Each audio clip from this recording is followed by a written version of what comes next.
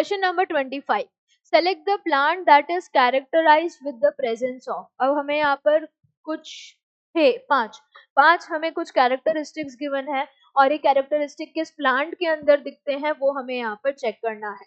तो अगर हम बात करें सबसे पहले मोनोएडल्फस स्टेमन के बारे में। मोनोएडल्फस स्टेमन क्या है?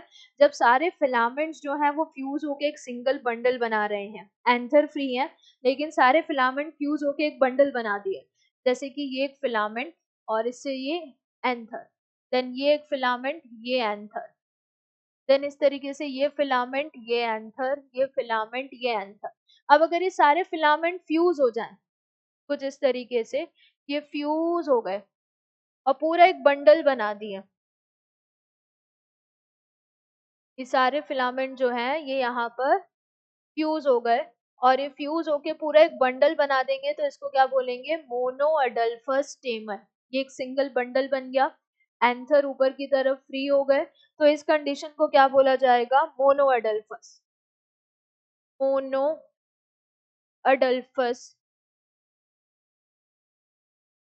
स्टेमन।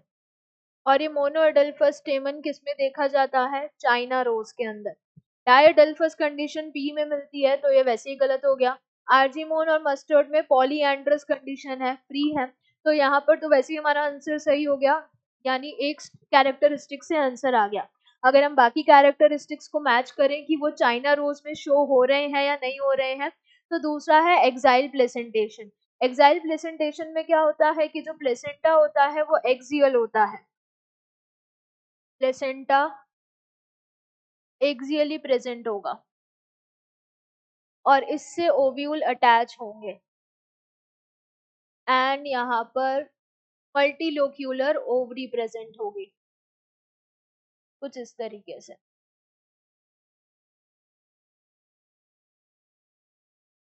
मल्टीलोक्यूलर ओवरी,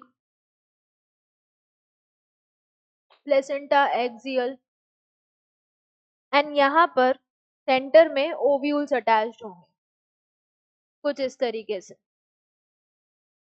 तो चाइना रोज के अंदर भी यही प्रेजेंटेशन है और इस प्रेजेंटेशन को क्या बोला जाता है? Axile presentation. तो ये कंडीशन क्या है?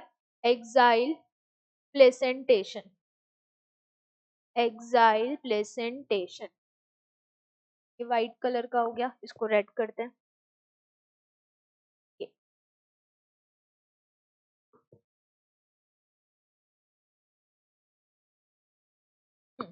तो एक्साइल प्लेसेंटेशन चाइना रोज में देखा जा रहा है, ये भी बिल्कुल सही कंडीशन है।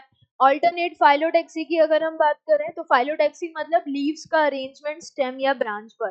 तो ये स्टेम या ब्रांच, इस पे एक नोड, यहाँ से एक लीफ अराइज हो गई, देन ऊपर वाले नोड पर एक और लीफ अराइज हो गई, देन इसके ऊपर वाले नोड पर ऑल्टरनेटिवली इधर लीफ अराइज हुई एंड सो ऑन, एक इधर लीफ अराइज हुई। तो इस टाइप की फाइलोटैक्सी को क्या बोला जाता है? Alternate phyllotaxy. और ये ऑल्टरनेट फाइलोटैक्सी किसमें देखने को मिल रही है? अगेन चाइना रोज में, तो ये भी सही है। सुपीरियर ओवरी, सुपीरियर ओवरी मतलब हाइपोगाइनस कंडीशन, जो गाइनोशियम है वो सुपीरियर है और बाकी सारे जो प्लांट पार्ट्स हैं वो इंफीरियर है, उसके नीचे हैं, तो सुपीरियर ओवरी भी है। ट्विस्टेड एस्टिवेशन, ट्विस्टेड एस्टिवेशन क्या है कि जो सेपल्स और पेटल्स का अरेंजमेंट है वो ट्विस्टेड फॉर्म में है। ट्विस्टेड फॉर्म में कैसा होता है?